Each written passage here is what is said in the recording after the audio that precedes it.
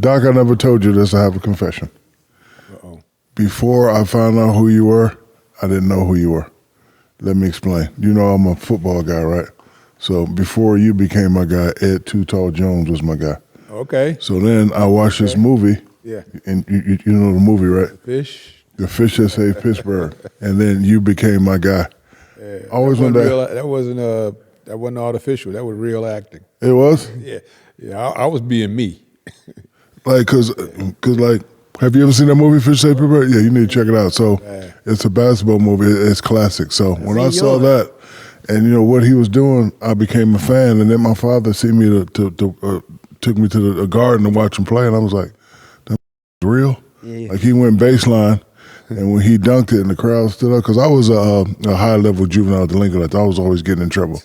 So I seen him go baseline, throw it down. The crowd went crazy. It's like when the crowd stood up, like the basketball guys just entered me.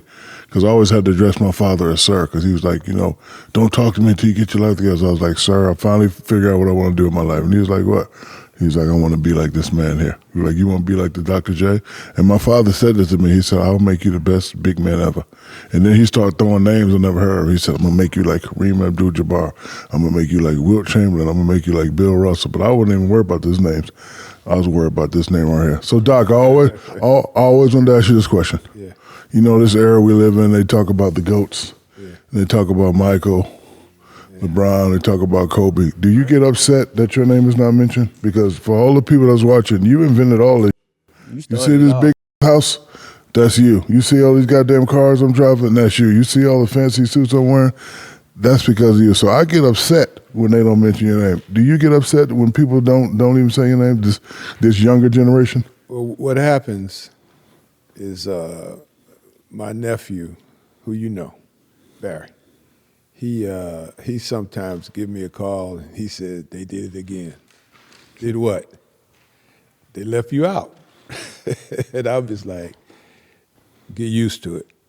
You know, we just happened to be, we preceded the era in basketball of the really, really big money, really, really big hype, the things associated with the international game. And I was like one of the first to go over to China, go over to England. And you were the first. Over there and play. And everywhere I went, they said, the Globetrotters were here, can you spin the finger on your ball? Can you spin the ball on your finger? And I'm like, no, I ain't too good at that, but I could do this. Right, and then I showed them, you know, the stuff that I could do. So I think that in time, you know, justice will be done, but I can't lose no sleep over something that I didn't have or that I don't have. You know, I've been blessed in so many ways.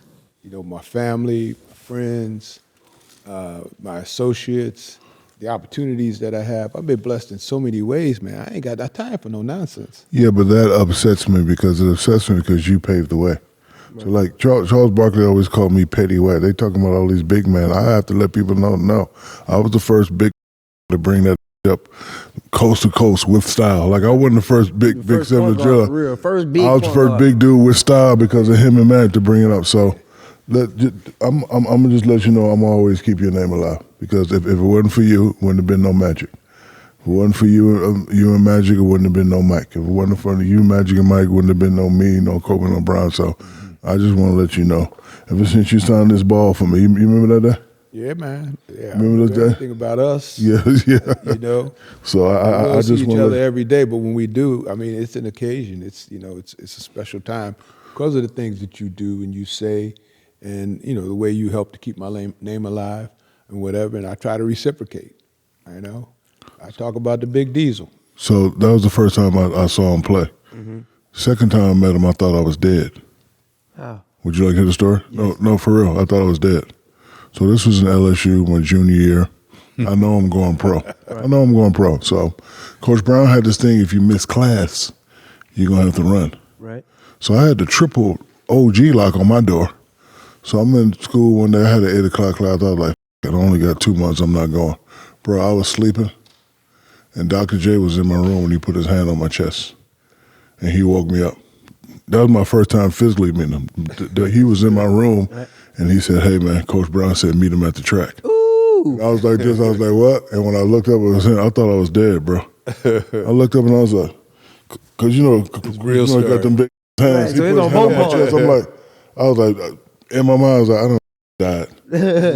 I'm dead here in LSU because you know, night before I don't drink, but I had a few. I had a little something. Yeah. So he said, "Hey man, Coach Brown said meet him at the check." So that was the first time I met Dr. J. Oh, that's beautiful. That was awesome. I was trying to recruit him for Converse, and they sit me down, set it up. Coach Brown, you know, gave me access to the room. He said, "Go in there. He's probably just resting, but tell him he's gonna have to run." You know, because he knows the rules here. So I went there to talk to him about Converse. Right. And you know, that little incident happened. It seems like it sticks with him all these years. You Dr. J, man. Is it true Charles Barkley told you? You know Charles is a big fibber. He told us that he told you when he got there. He said, I went up to Dr. J and said, this is my team. Is that true or not? Hey, I never said that. Oh, okay, Why would good. he be lying? Yeah, He Charles, called me you Mr. lying Irving. mother. What are you talking about? Yeah, see? Okay, see? He called me Dr. J, He called me Mr. Irving. And And plus, I seen Dr. J and I told him, I mean, I want to be just like him. Word for word. no, you know, I always welcome rookies in with open arms, want to, you know, feel comfortable and whatever. But, you know, Charles didn't come in the takeover mode because Moses was there, I was there, Bobby Jones was there, Maurice Cheeks, Andrew Toney. And we got guys who are Hall of Famers just like him who were there before him or whatever. So I think it took him a minute, you know, in his first 3 years before they sent him to Phoenix.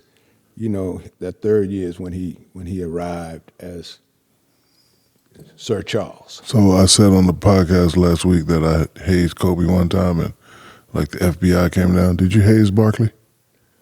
Did I haze him? Yeah, did you haze him?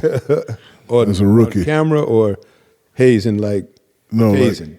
no, not tase. Haze, like you know, Go get the the water and donuts and all that stuff. Yeah, I think we were a little beyond that. Him and Frankie Edwards came in together. Okay. So they were the two rookies, and you know we didn't give them too hard a time because we were really a veteran team, or whatever. You know, we didn't even know Charles was going to be a starter because he had Mark Iavaroni playing ahead of him, and then he showed his stuff in practice. Because I saw him one time, he had this thing where he would get on the baseline, and then he would just start backing up. And, you know, he was weighing about 280 or whatever. And he'd start backing up. So whoever was behind him was getting pushed all the way to the foul line. Right. And that's how he got a lot of rebounds. And, you know, we noticed and said, hey, man, it's effective. And actually, Paul Silas used to do the same thing. So I don't know whether he got it from Paul Silas or he invented it himself, but it worked.